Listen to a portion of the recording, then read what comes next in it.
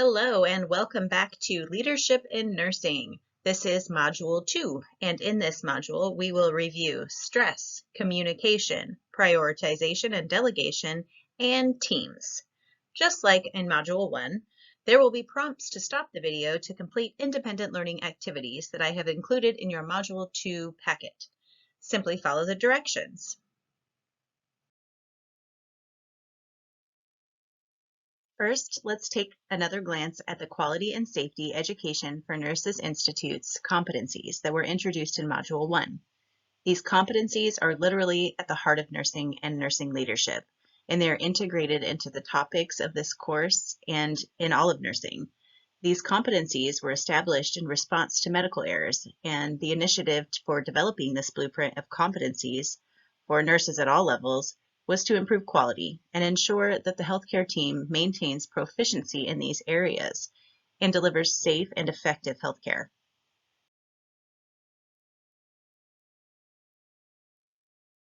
As we know, stress is an extremely common emotion in nursing. High patient loads, organizational politics, coworkers, patients, their families, the work environment, they can all cause us stress.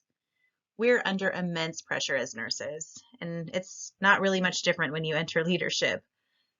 But the ability to recognize and manage stress in the workplace is really a very important skill for the nurse leader. Managing our emotions during times of stress can be extremely difficult. Nurse leaders should use their mindfulness skills, maybe practice some deep breathing in those high stress situations. Take a moment to gather your thoughts and fully understand a situation. Recognize the contributing factors, and then use your skills and experience to resolve those stressful situations. Resilience, or the ability to positively adjust to difficult situations, can really also help guide us through times of stress. We all know that stress is as much physiological as it is cognitive. Some forms of stress are good, but when stress exceeds our resources to cope with them, it's a recipe for disaster.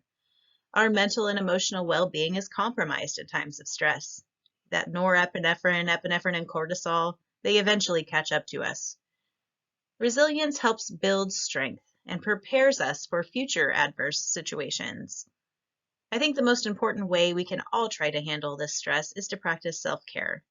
Our roles are demanding on our minds, souls, and bodies. And in order to take care of our patients to the best of our ability, we must first care for ourselves. There are many internal and external factors that affect our level of stress in the workplace. As I previously mentioned, the demands of the job, the relationships, and ethical dilemmas, the suffering of our patients. It all causes us stress. Nurses are really held to a high expectation, as we know, and sometimes those unanticipated events, like errors or adverse patient events, further enhance our stress. On top of workplace stress, we all experience our own external stressors, like family or personal life. Sometimes we may be unaware of our stress levels. Stress has massive consequences on the individual nurse, nurse leader, patient, the healthcare team, and the entire organization. The cognitive symptoms of memory impairment, indecisiveness, and the physical symptoms like insomnia and lack of insight have a real impact on things like patient safety, employee attendance, productivity, and overall employee and patient satisfaction. Nurse leaders should know the signs of stress in themselves and their employees and make a commitment to promote self-care among staff. The ability to communicate, problem solve, gather information, manage time, prioritize, delegate, and manage conflict can help reduce stress in the workplace for the nurse leader.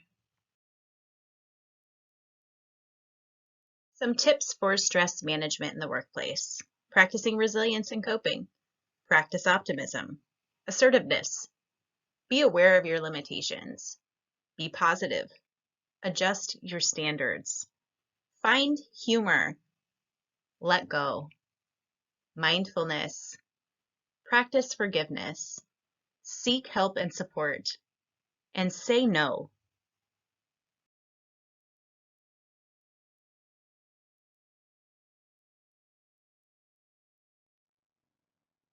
This table will help you complete the first discussion. I have included it in your Module 2 packet.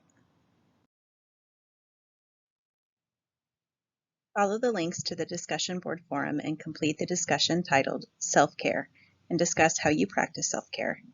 Also complete the discussion and answer the questions in the Allison case scenario. Pause the video now to complete these activities before moving forward.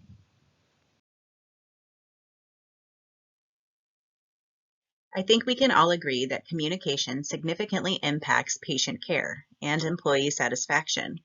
A leader in nursing must have excellent communication skills and be able to adapt their style and communication behaviors to each situation and each different mode of communication. For example, in an email or text, you communicate differently than you would face-to-face. Communication varies by the individual you are communicating with. Ineffective communication can happen no matter who it's with or what mode is used. The sender must send clear, concise, and respectful words to deliver their message. The receiver must then decode the message correctly. Providing feedback ensures that the messages sent have been received accurately. Everyone has their own communication style. It's a learned behavior and based on previous experiences. Verbal and nonverbal communication are equally important, and both can send the wrong or confusing message.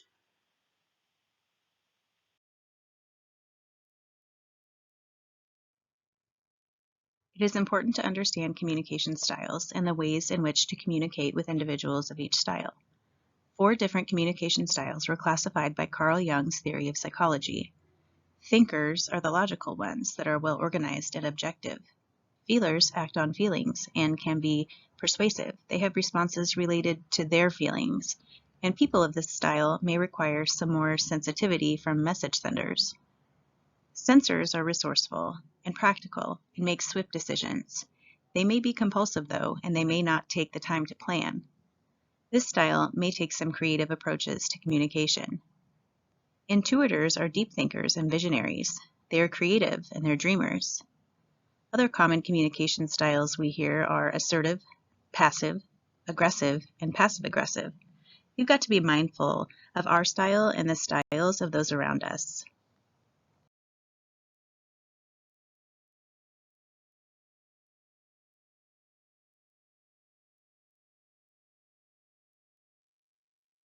There are many factors that can influence communication in healthcare, but the culture of an organization or how they view communication, how the organization actually communicates, and what resources and guidance they provide for communication directly impacts my ability to communicate, right?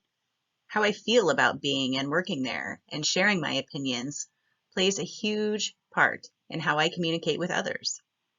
Most organizations value communication and incorporate them into their mission and vision statements. They set standards and competencies that can typically be found in employee handbooks. Having honest, respectful, and professional communication, being open to feedback, and following the chain of command are common communication standards set forth by healthcare facilities. The culture of the healthcare organization directly influences communication. The norms and behaviors of an organization have an effect on communication that trickles down to employee retention, patient safety, and employee satisfaction. Nurse leaders should be a role model for effective communication. They should allow and encourage staff to share their thoughts and feelings. An effective leader should model the type of communication that they expect from staff.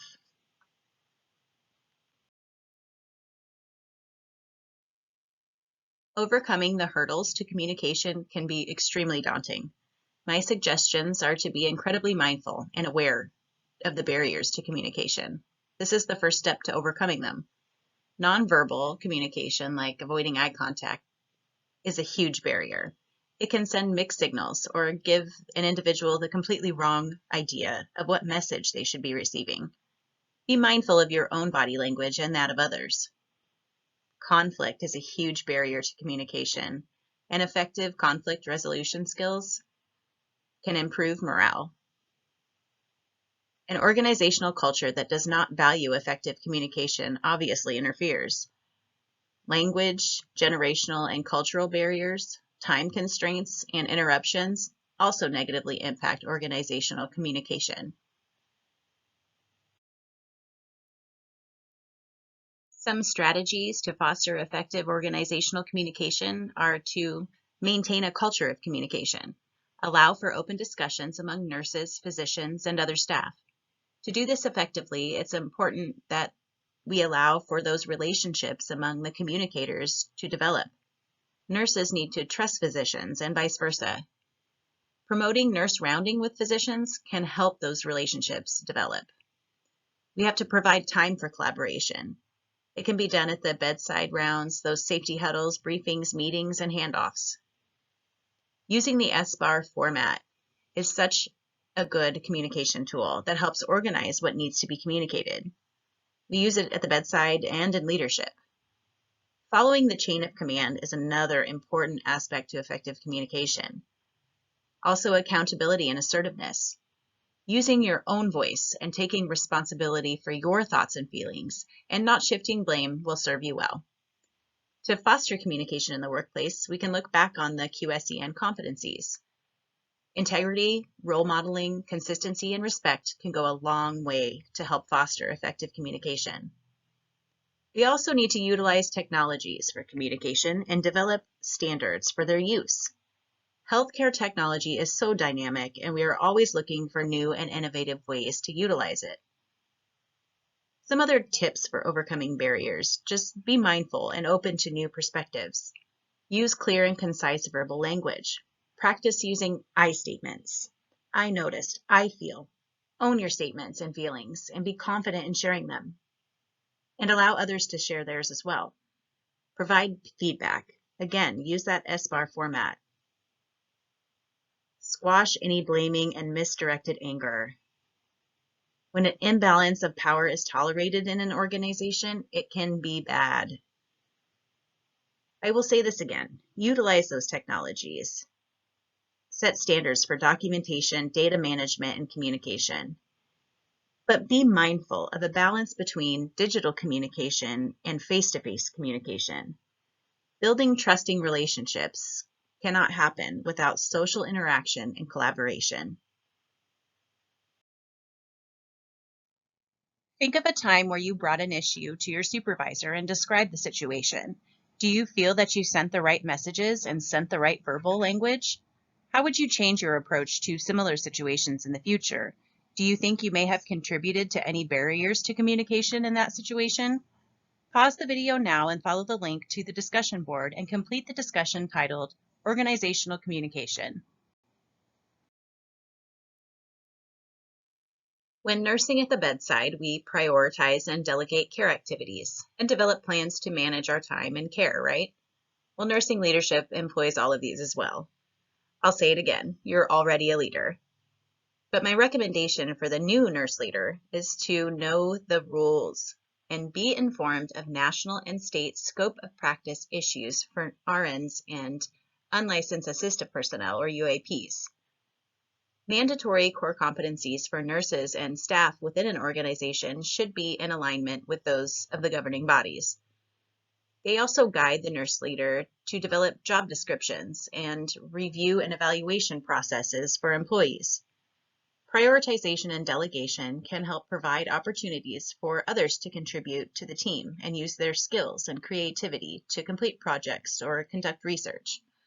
These organizational duties also provide nurse leaders with opportunities to better manage their own time.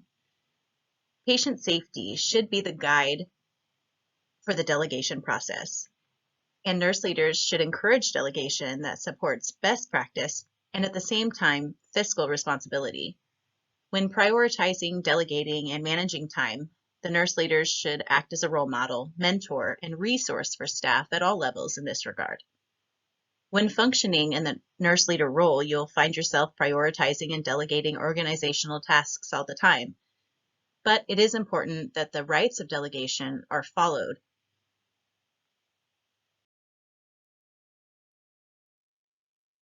If you don't remember the 5 rights of delegation, remember the 5 rights. Nurse leaders delegate tasks at many levels, from patient care to organizational duties. Regardless of the task, these rights should be followed. When delegation is effective, the result is a positive outcome. We will see high staff morale and productivity, high retention rates, the fostering of professional growth and development, and high employee and patient satisfaction rates.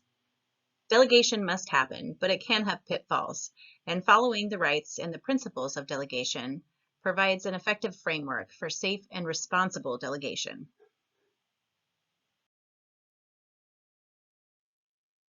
There are 4 phases to delegation.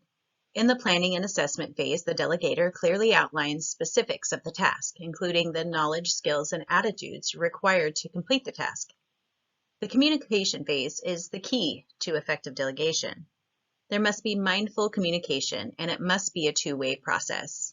Assess the individual you have delegated to's understanding of the expectations and the task, and allow them to ask questions. Allow them to be active participants in the delegation of the task, whether related to direct patient care or an organizational task. Supervision and surveillance allow for you as the leader to intervene when and if necessary. In the evaluation and feedback phase, the delegator evaluates the effectiveness of their delegation. Was the task completed? Was it completed on time and correctly? Delegation occurs at many levels, and it's important that as future nurse leaders, you foster an environment that supports delegation processes and assist in the development of delegation policies and standards. I have included in your packet for this module a link to a comprehensive explanation of delegation principles for nurses at all levels. It compares nursing service administrators and staff nurses. Please review the delegation principles link now and follow the second link to the discussion question, and describe a time when you delegated or chose not to delegate a specific task to members of your team, and at the end of the day, things were not done at all or not done correctly. How did your delegating or not delegating influence patient care and influence your ability to manage your time? Pause the video now and follow the links. Delegation helps us prioritize and manage our duties and our time. Nurse leaders set goals for themselves to help them manage work and their lives. We set priorities and develop plans to complete activities. This involves time management skills. Effective time management can help reduce workplace stress. Our time should be used to complete activities that help us reach our goals. There are 5 principles for goal setting. Task complexity is related to the time required to meet the goal. Are the goals short-term or long-term? Clarity is represented by clear and concise SMART goals. Goals that are specific, measurable, achievable, relevant, and time-bound. Seeking feedback from internal and external stakeholders can help guide you in what issues need to be addressed first. Use the challenges to help you propel you and your team forward to reaching the goal. Be committed to it and inspire others to have the same commitment. As nurses, we multitask a lot. However, it takes less time to complete activities when we can remain focused on one task. Manage the time wasters, those external influences or other people and things that take up sweet time. Choose your committee work wisely and learn to say no. Set aside time for uninterrupted work and use tools to help you prioritize and delegate. This is a really helpful template for goal setting and goal management. I've included it in your Module 2 packet for future use. Another helpful tool could be creating and keeping an activity log. These can help you be more organized and help you manage your time and increase your productivity. Be sure that you are spending time on activities that are valuable and will help you reach your goals. Here's a sample activity log that I've also included in your Module 2 packet. The team, a group of individuals working together using each other's strengths and ideas to achieve a common goal. We do this all the time in patient care. Our team consists of nurses, unlicensed assistive personnel, physicians, and other specialty providers. Other teams may consist of managers, administrators, or professional development personnel. The team may be identified as a task force, a council, or a committee. A team sets focused, measurable, and objective goals. When establishing team members, nurse leaders should be strategic in their selection in accordance with the function of the team.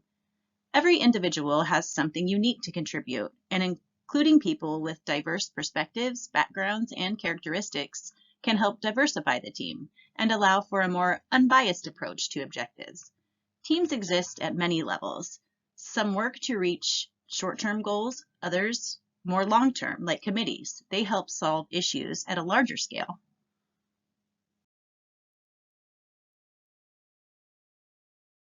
Here's a summary of the types of teams. A council provides teams for broad organization-wide decision-making.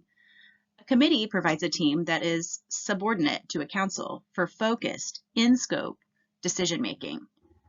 A task force provides a team with focused attention on a single topic or goal, which is disbanded after the topic is addressed or the goal is met.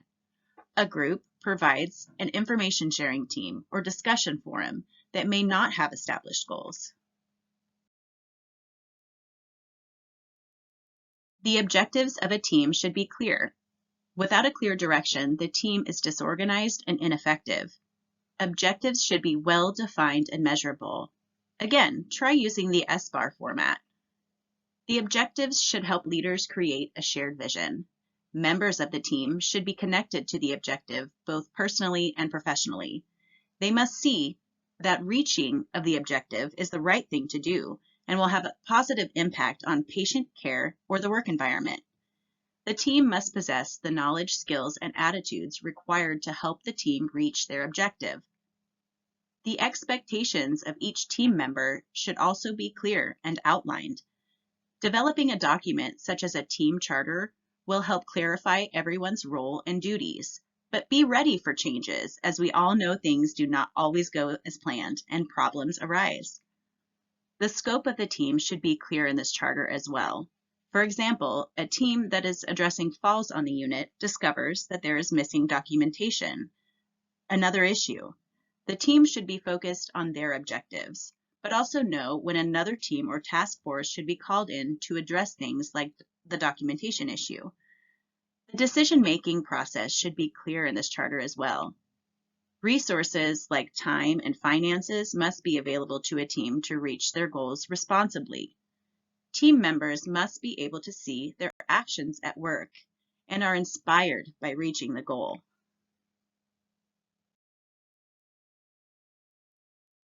It's important to remember that teams take time to truly take form, and nurse leaders should encourage members at every phase of this. In the first phase, members are coming together and establishing priorities. This phase can be anxiety-provoking, as members learn to engage with one another and meet each other's expectations. Storming is the second stage. Here, teams are more comfortable and begin to understand each other and the objectives of the team. In this stage, members suggest ways to reach goals and set priorities. Conflict can definitely arise here. Incivility and displays of power can manifest in this stage, but that's a whole nother topic that we will discuss. In stage 3, members begin to cooperate and understand each other, and progress toward achieving objectives occurs. In the fourth stage, communication problems begin to resolve, and synergy toward the progression of the goals develops.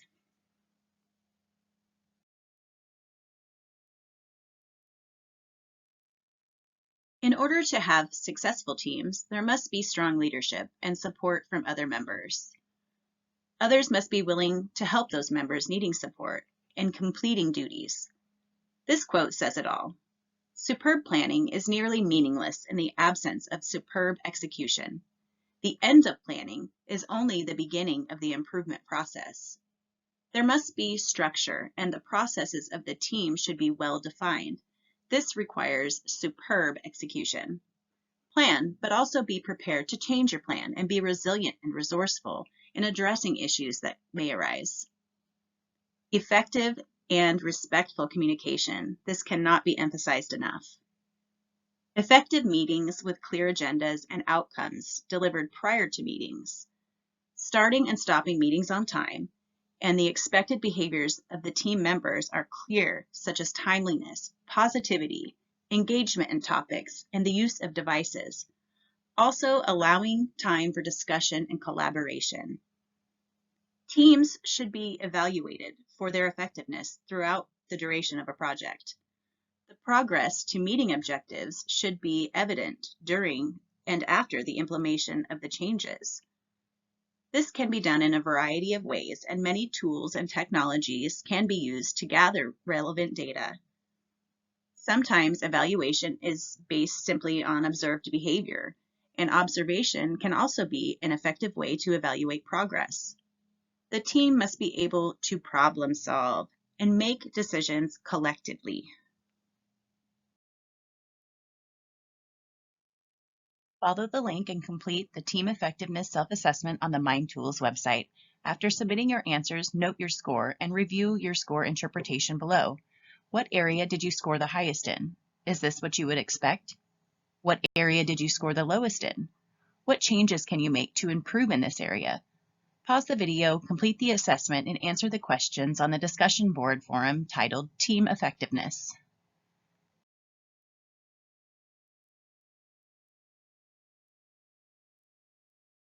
Conflict can be an internal or external disagreement related to different ideas, feelings, or values. Conflict can occur at any level and can be personal or professional. Either way, it should be addressed immediately as to not escalate a situation. Conflict causes a lot of unnecessary hurt and frustration and can be reflected in the care patients are receiving. Intrapersonal conflict occurs when an individual is in a situation where they must behave a certain way that goes against their own values. Interpersonal is the most common one that we have all been witness to or involved in. It can happen between nurses, staff, physicians, patients, families, you name it. It occurs between groups of individuals where values and priorities differ.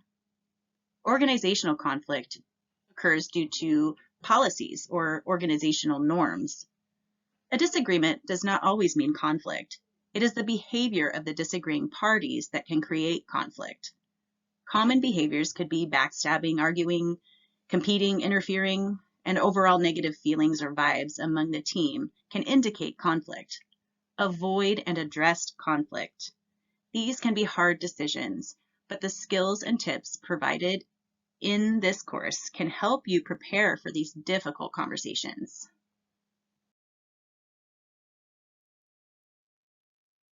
A good approach to addressing conflict is the PERLA approach.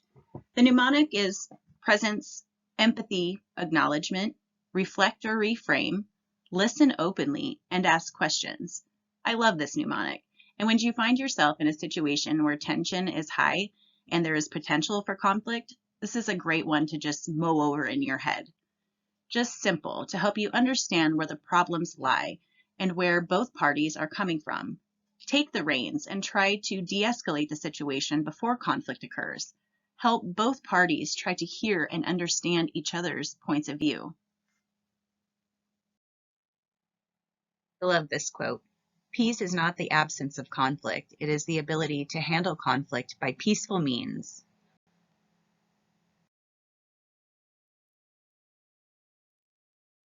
Most conflict in an organization is resolved using a hierarchical approach. Some may be resolved by a formal legal approach. An incident report may have been filed, which notifies supervisors that there's an issue. The chain of command process begins here. Although this can help resolve conflicts, this approach may not be appropriate for every incident. Some conflict can and should be addressed in a more informal manner, giving the individuals an opportunity to discuss issues and possibly come to a common ground can avoid harmful and lengthy investigations when they may be unnecessary. A great tool is the Thomas Kilmann modes of conflict. Competing is effective when you are in a position of power and there is an urgent matter that must be addressed. This is a very assertive approach and can disempower staff and not allow for feedback.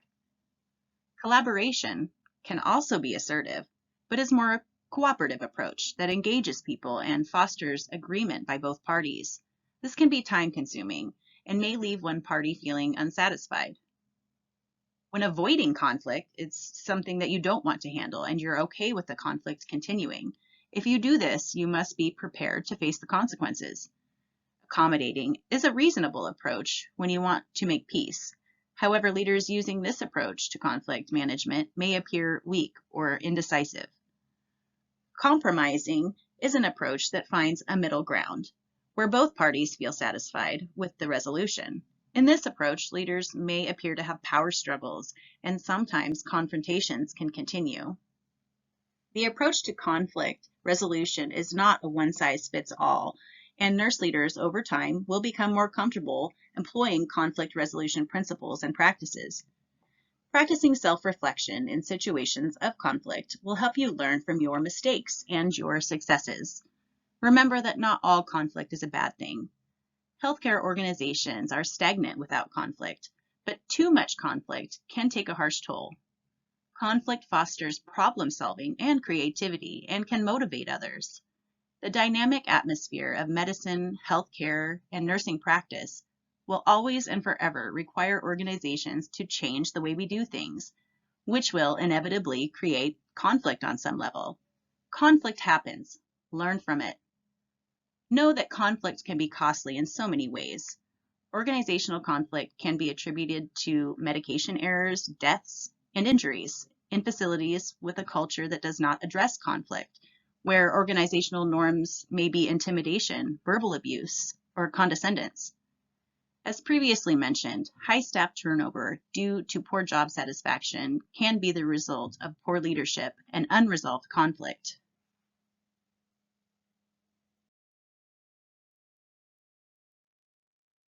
This concludes Module 2. Thank you for your participation. In the next module, we will look at leading change and management skills.